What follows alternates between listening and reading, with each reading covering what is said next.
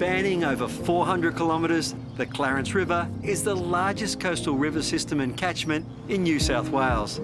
This big northern New South Wales river supports a large prawn trawling and fishing industry, and the recreational fishing here is just incredible. The river has a permanently open entrance between the townships of Yamba and Iluka. We've chosen Iluka as our base because it's the ideal relaxed fishing village with direct access to some incredible fishing. Now, as we know, the north coast of New South Wales has suffered some extremely intense rainfall and flooding. We're fishing just post one of those floods with two locals, skipper Dan Eggins and local gun Jason Everson, whose family has fished this river for 5 generations. He knows this vast waterway intimately, and his planning starts with the tides. Geez, that didn't take long, mate. It's all about the tide here, isn't it? Yeah, it is, yeah. I've got the... Good 5 minutes. He's not a big one, but he's a good start for the day. Beautiful. Little soapy. Nice fish there, Rob, yeah. Just on the turn of the tide, hey? Yeah, we've just got the turn of the high here. Nice good bit of green water and warm water coming in there to liven them up for this cold mornings. It does feel warm. Have a feel. It does, yeah, yeah. No, that's that ocean water coming in. Yeah. Yeah, underneath that low tide kind of stuff, and yeah, it just brings in that warm water and yeah, really livens them up. All right, I'll get him back. Yeah, it's winter, but the water's still autumn, still warm, so that incoming tide, yep. It just wakes them up, doesn't it? Yeah, it does, yeah. It just warms them up and gets them feeding. It's a bit like the sun coming up for us. Yeah. You know, it warms us up, gets us going, and that warm water coming in on the high tide, yeah, really gets them going. And it doesn't just apply to jewfish, flathead, other fish as well. They love that bit of warmth. A couple of degrees change in temperature. That's right, yep. Bang, all right. Well done, mate. Yep, beautiful. Good start, let's get back into them.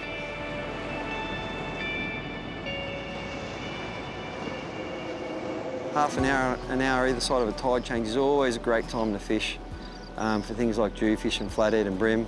And what we're doing is a casting up current, and the boat's got an electric motor with a spot lock, so it's holding us in a spot like an anchor. Casting up current and bringing it back past the fish so that they haven't seen us yet, and it's just naturally the way they face. There we go. And, oh, nice one. Yeah, it's just naturally, this is a better fish, it's just naturally the way they face and they're expecting the food to come towards them. It's just that opportunity for them to snap at the food. If you cast downstream, you're putting the line over them, it just doesn't look as natural. Oh, isn't this cool? We've had the biggest rains on records, which is terrible for people and homes that got lost, but it's great for the fishery, isn't it? Yeah, it just changes things up there, changes a few of the spits around, and yeah, it just brings in a little bit of nutrients into the water and stirs things up. There we go. Go, fella. Yeah, what they say, wet year on land, great year at sea, right? Yeah, that's right, yep. The conditions were looking promising. We landed on a good spot, even though it wasn't our first choice. Now, we'd love to be out on the breakwall, but it's just way too rough at the moment, even for rock fishing. Certainly can't get out on a boat at the moment. So, nice bream. Well, Yamba across the road there is famous for its big bream. This is certainly not a big one for here, but a beautiful fish, and same technique. Just hopping it across the bottom, they're looking at it, and as it comes over, they grab it, rather than casting downstream like you would with a bait. There you go, fella. Not that little, but little for here.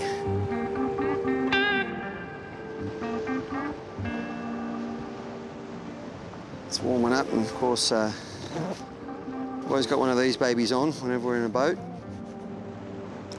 You never know what can happen. The boat sinks, you fall in. Anything can happen while you're having fun catching fish. And, make sure you've done your pre-wear checker course on your life jacket and have it serviced annually. And that way it can look after you. With a cool breeze developing, we decided to move upriver. So much beautiful country up here. Jason, good call coming in here, mate. It's beautiful for a start. Yeah, coming out of that southerly weather and that wind and a little bit glacier conditions. It's been a bit tricky out in the river with the cold water, but it's a little bit warmer in here, and that can mean all the difference, can't it? Yeah, well, we're about a degree warmer here than what we were out in the main out there, so, and it has made a difference already. I've only been here for a couple of minutes. There you go. There's only a little guy. Nice flatty. You get a few nice flatties in here, Jason? Yeah, get them up around that 60 or 70, but usually just those panties, just oversized. Yeah. Yeah, just on average size, you know, that'll be just a little bit below average at the moment, but yeah, it's just not too bad after the floods we've had lately.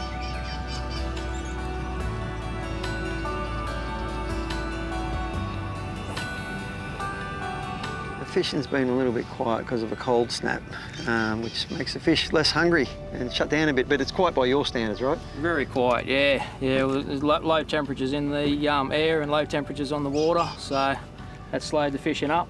And it's still so beautiful out here. I mean, so many islands and different things to explore. Yeah, well, they call the Clarence River there the River of 1,000 Islands.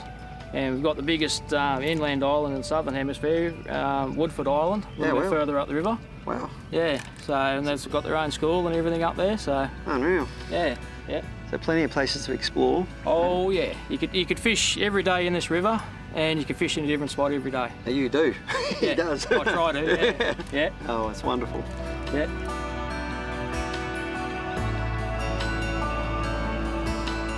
It's already been a great day on the water, and there's so much more to come.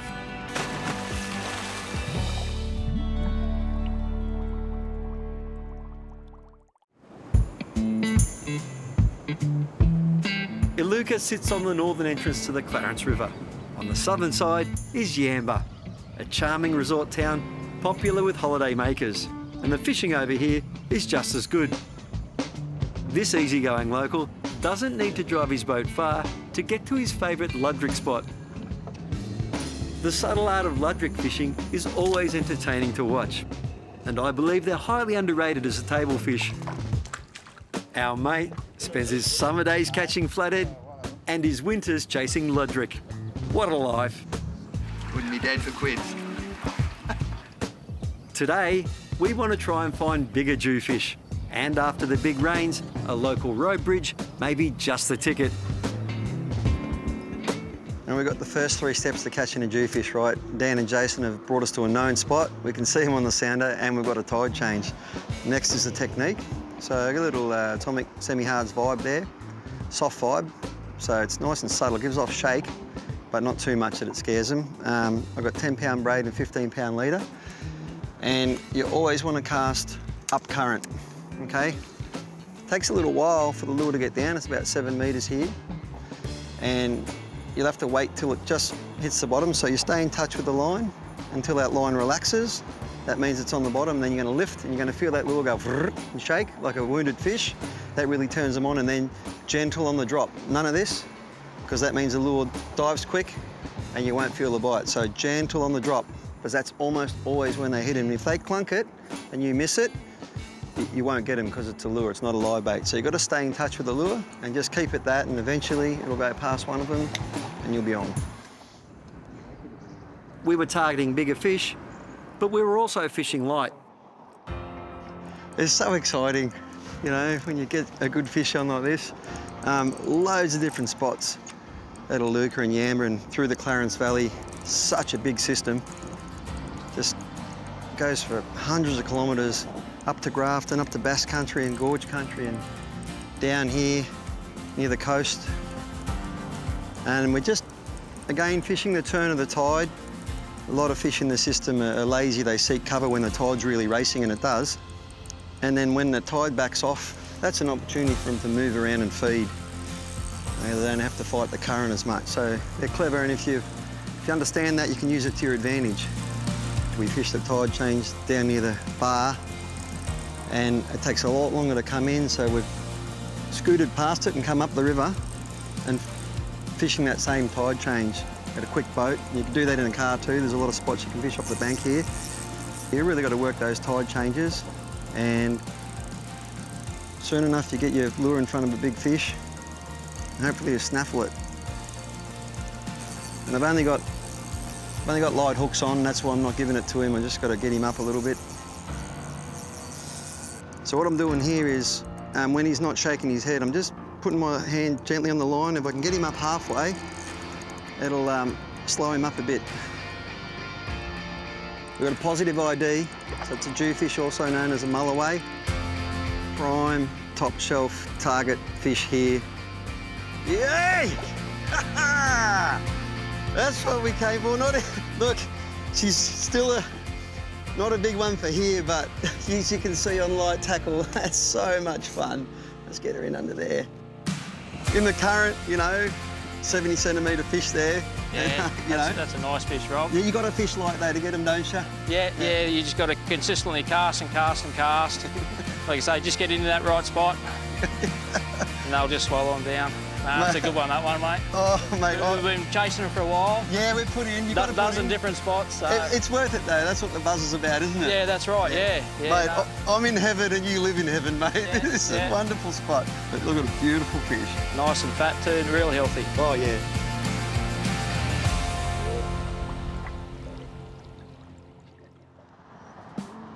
Our skipper, Dan Eggins, runs Grafton Firearms and Tackle. But he visits Iluka and Yamba frequently because he loves fishing this fertile estuary. You live 70k up the river. You enjoy coming down the coast to Iluka and Yamba? Yeah, mate, when I get the chance, I love it. Yeah. It's a bit different, you know, to the bass fishing we've got up home, but I enjoy it. It is a big river, isn't it? Oh, it's huge. It's God's country. Big system, produces a lot of fish. This guy here is pretty much, would have been born in the floods. So we've had some of the biggest rains on record. You know, he's a year or so old. There you go, little fella. And they love a flood. So, after all the rains we've had, we can assume the fishing will be pretty good for jewfish in the Clarence River for the next few years at least.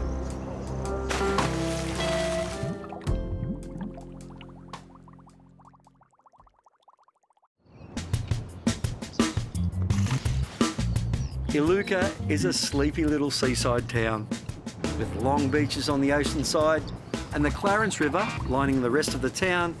It's perfect for a relaxed coastal holiday and it won't break the budget.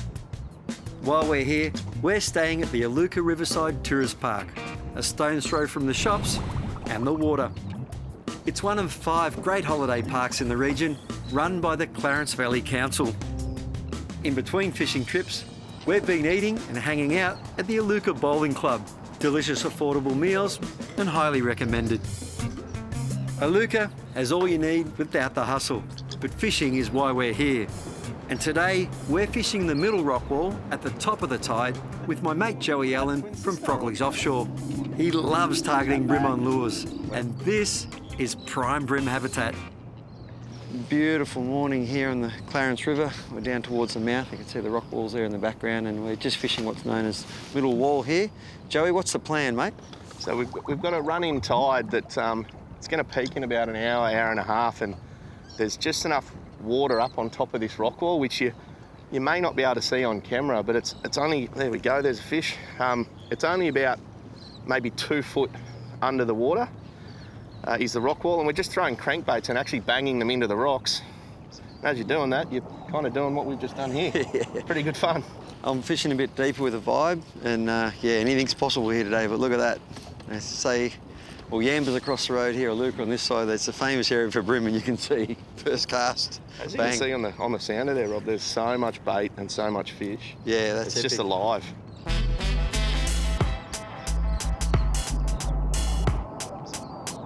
Some places you go, the brim fishing on lure is quite a challenge. I mean, there's a bit to it. I mean, you're using all the nice like gear and stuff, but you're going to catch a brim on lure if you fish here.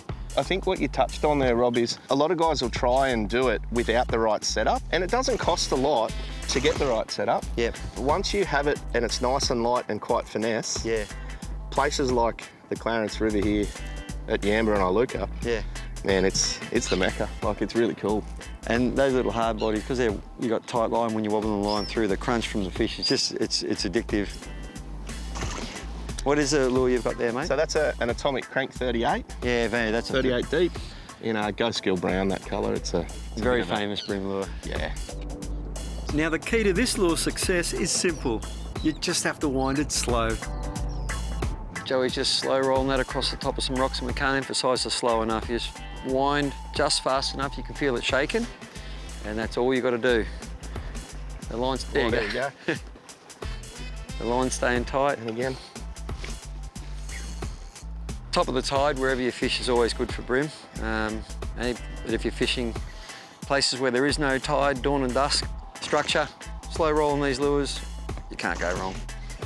Another bream, not a bad. It'd be perfectly legal sized fish there.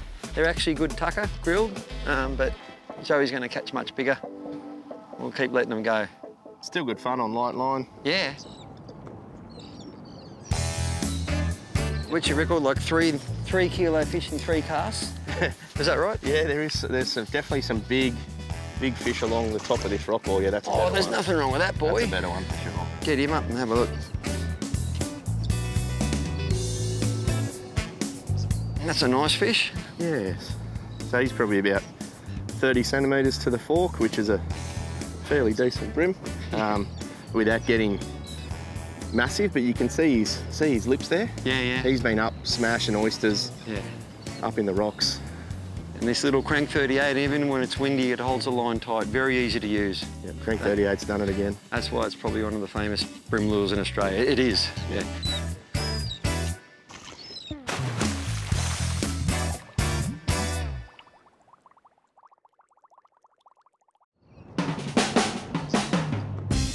We're fishing near Iluka on the Clarence River. We've been targeting bream, but this middle rock wall has been known to produce surprises. Been throwing a big plastic out on the drop-off here, and I'm hoping for a dewy, and I think, oh mate, it's going for the rocks. What's going on here? Coming around. This is a good fish I've got on here. A lot of head shaking going on, Joey. So pretty cool here, Rob. You're still on fairly light gear. Yeah. You know, yeah. What pound rod are you throwing there?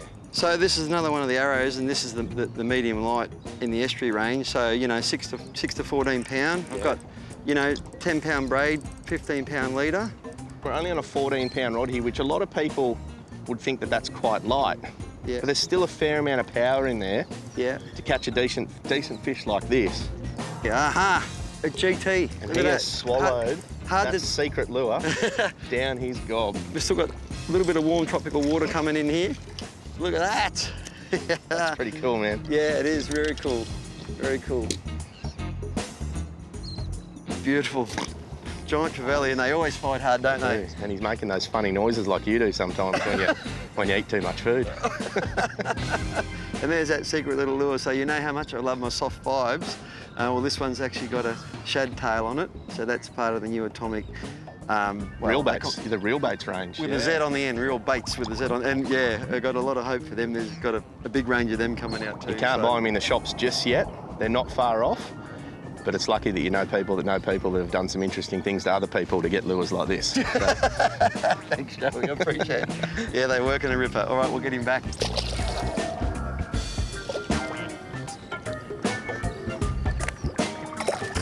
Oh, mate.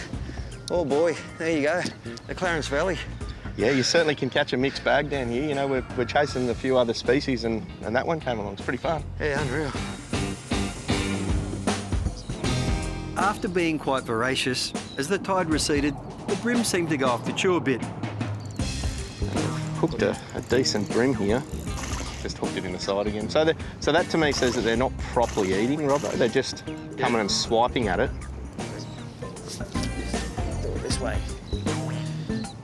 Yeah, he's headbutted it. So they're coming and swiping at it without really trying to, maybe more a territorial thing, saying, yeah, get out of my, this is my rock wall, get out of my way. Either way, you're catching them. Yeah, it's good fun. And if one fish goes off the chew, just target another.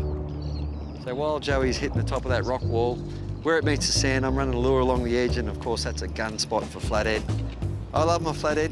Joey's mad keen on the bream. There's a lot of people that love both, but there's a bit of a friendly competition that breaks out between flathead and bream fishers. The bream fishers think flatties are easy to catch. Well, you know, when you want dinner, they're very handy. Look at that. And Joey doesn't know this, but I'm a member of the Sacred Order of the Flathead Worshippers. He'll never join that very exclusive club. I could call it something else other than exclusive, but that's cool. You stick to the bream, mate. I'll catch dinner.